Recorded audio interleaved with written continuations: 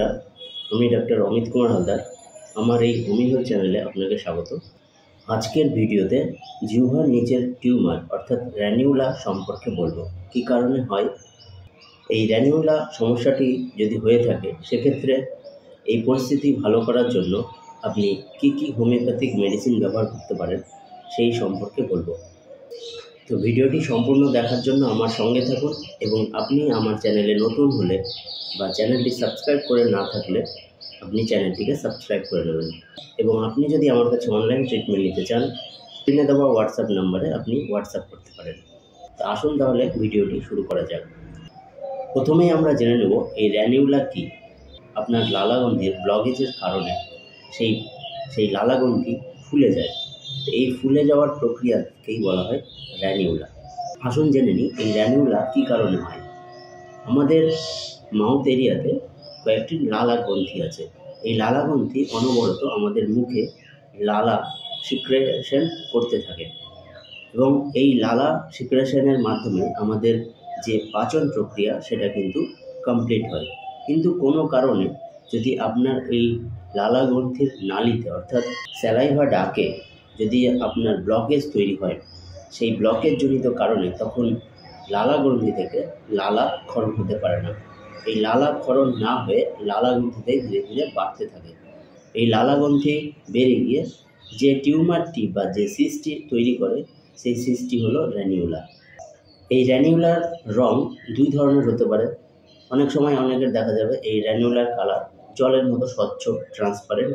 আবার অনেকের যদি এই র্যানিউলা একটু পুরনো হয়ে যায়, সেক্ষেত্রে নীল বর্ণের হয়ে যেতে পারে। তো আসুন জেনে নিই এই র্যানিউলাতে আপনার কী সিমটম আসতে পারে। যে প্রথমে জিহ্বার নিচে একটু আলসার টাইপের হবে, অর্থাৎ ছিলে যাওয়ার মতো একটা ধরন আপনি অনুভব করবেন। তারপর জায়গাটি ধীরে ধীরে ফুলতে শুরু করবে, এবং ফুলে যদি আপনি যথাসময়ে ট্রিটমেন্ট না নেন, সেক্ষেত্রে দেখা যাবে জিনিসটি আরও বড় হয়ে যাচ্ছে। সেটি দেখতে অনেকটা টিউমার বা সিস্টের মতো মনে হবে। তো বন্ধুরা, সমস্যা যখন আছে অবশ্যই তার সমাধান আছে। আসুন জেনে নিই এই র্যানিউলার সমস্যার সমাধানে হোমিওপ্যাথি আপনাকে কি সাহায্য করতে পারে। এই র্যানিউলা ভালো করার প্রচুর মেডিসিন আছে হোমিওপ্যাথিতে, যা ম্যান টু ম্যান ডিফারেন্স হয়। এক্ষেত্রে আমি আপনাকে বলবো যে আপনি কোনো হোমিওপ্যাথের সহযোগিতায় এই মেডিসিনগুলি খাবেন।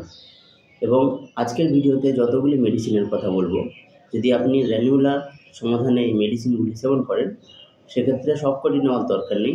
আপনার সিমটমের সাথে যেটি ম্যাচ হবে আপনি শুধু সেটিই গ্রহণ করতে পারেন। র্যানিউলা সমাধানে প্রথম যে মেডিসিনটির কথা বলবো, সেই মেডিসিনটির নাম হলো থুজা। এই থুজা মেডিসিনটি আপনি 200 পাওয়ারে সপ্তাহে 3 দিন করে নেবেন, মোটামুটি কিছু দিনের জন্য। এই থুজার পেশেন্টদের দেখে একটু মোটা সোটা মনে হবে, কিন্তু ভেতর থেকে তারা দুর্বল, অনেকটা ক্যালকিরিয়া কার্ভের মতো। থুজার পেশেন্টরা একটু সূচিবায় সংক্রান্ত হয়ে থাকে, তারা অনেক কিছুতেই একটু খিচখিচি টাইপের হয়, কোনো পরিষ্কার পরিচ্ছন্নতা বেশি পছন্দ করে। এবং তারা যখন রাত্রেবেলা চলেন রাস্তা দিয়ে বা ঘরে, তো তাদের মনের মধ্যে একটা ধারণা আসে যে পেছনে বোধহয় তাকে কেউ অনুসরণ করছে। থুজার পেশেন্টদের যদি র্যানুলা হয়, এই র্যানুলার রং হবে নীল রঙের, এবং সেই র্যানুলার মধ্যে দেখা যাবে যে কোনো হচ্ছে শিরাগুলো একবারে জড়িয়ে আছে। এই ধরনের এক র্যানুলা তাদের লক্ষ্য করা যাবে। তো এই পরিস্থিতিতে আপনি থুজা মেডিসিনটি ব্যবহার করতে পারেন। পরের যে মেডিসিনটির কথা বলবো, সেই মেডিসিনটির নাম হলো অ্যামব্রাগ্রেসিয়া।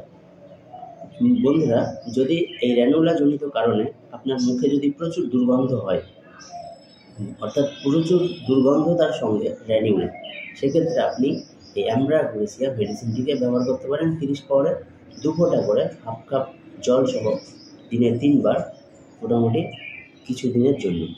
তাহলে দেখবেন আপনার মুখের গন্ধও দূর হবে এবং আপনার র্যানিউলার কিন্তু ভালো হবে। পরের যে মেডিসিনটির কথা বলবো, সেই মেডিসিনটির নাম হলো এপিস।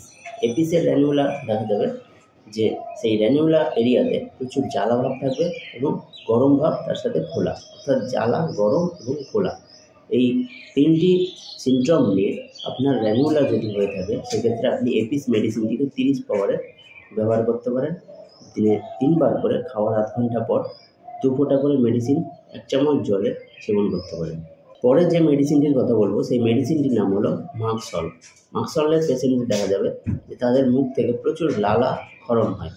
এবং এই লালাক্ষরণ এতটাই হয়, সেই কারণে মাকসলের পেশেন্টরা যখন ঘুমান তখন তাদের বালিশে প্রচুর লালা জড়িয়ে যায়, অর্থাৎ লালা ঝরতে পারে। মাকসলের পেশেন্টদের একটি ইউনিক সিমটম হলো তাদের জিহ্বাতে দাঁতের ছাপ থাকে। তো এই রকম কন্ডিশনে যদি আপনার র্যানিউলা হয়, সেক্ষেত্রে আপনি মাকসল মেডিসিনটিকে 30 পাওয়ারে দিনে 2 বার করে খাওয়ার আধ ঘন্টা পরে আপনি 1 চামচ জলসহ 2 ফোঁটা মেডিসিন সেবন করতে পারেন। হচ্ছে যে আপনার র্যানিউলা ধীরে ধীরে অনেক বড় হয়ে গেছে। এই অনেক বড় যদি হয়ে যায় আপনার র্যানিউলা, সেক্ষেত্রে আপনি যে মেডিসিনটি ব্যবহার করবেন সেই মেডিসিনটির নাম হলো ক্যালকেরিয়া কার্ড। এই ক্যালকেরিয়া কার্ড মেডিসিনটি পেশেন্টদের শারীরিক যে গঠন সেটি হবে একটু মোটা থুলথুলে টাইপের। তাদের বাইরে থেকে দেখে মনে হবে স্বাস্থ্যবান, কিন্তু তারা ভেতর থেকে দুর্বল, এবং তাদের প্রকৃতি হবে শ্লেষ্মা প্রকৃতির তারা হয়ে থাকবে, অর্থাৎ তাদের একটুতেই ঠান্ডা লাগবে। এই ক্যালকেরিয়ার পেশেন্টরা ডিম খেতে পছন্দ করবেন, কিন্তু তাদের ডিম সহ্য হবে না। তাদের আরেকটি ইউনিক সিমটম হলো তারা যখন ঘুমোবেন, তো ঘুমানোর সময় তাদের ঘাম মাথায় এত পরিমাণে ঘাম হয় যে ঘামে তাদের বালিশ ভিজে যায়।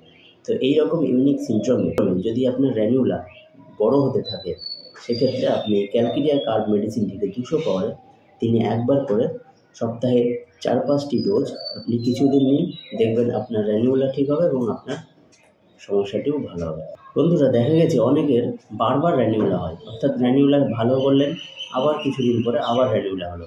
এইভাবে যদি আপনার বারবার র্যানিউলা হয়ে থাকে, সেক্ষেত্রে আপনি একটি মেডিসিন ব্যবহার করতে পারেন। সেই মেডিসিনটির নাম হলো হাইড্রোকোভিনাম। এই হাইড্রোকোভিনাম মেডিসিনটি আপনি 30 পাওয়ারে ব্যবহার করতে পারেন। সেই ক্ষেত্রে যখন আপনার বারবার র্যানিউলা তৈরি হবে, অর্থাৎ ভালো হওয়ার পরেও আবার তৈরি হবে, তো এই বারবার র্যানিউলার ক্ষেত্রে আপনি হাইড্রোকোভিনাম মেডিসিনটিকে 30 পাওয়ারে ব্যবহার করতে পারেন। এই মেডিসিনটিও আপনি 2 ফোঁটা মেডিসিন 1 চামচ জলসহ দিনে 2 বার খাওয়ার 1 ঘন্টা পরে আপনি সেবন করতে পারেন। পরে যে মেডিসিনটির কথা বলবো সেই মেডিসিনটির নাম হলো অ্যাসিডাম নাইট্রিকাম, অর্থাৎ নাইট্রিক অ্যাসিড। এই নাইট্রিক অ্যাসিডের দেখা যাবে যে র্যানিউলার ক্ষেত্রে তাদের র্যানিউলা ফেটে গিয়ে পুঁজ বেরোতে পারে, অর্থাৎ সেখানে ক্ষত তৈরি হতে পারে, এবং এই র্যানিউলা এরিয়াতে একটা কাটা ছেঁড়ার মতো ব্যথা হতে পারে।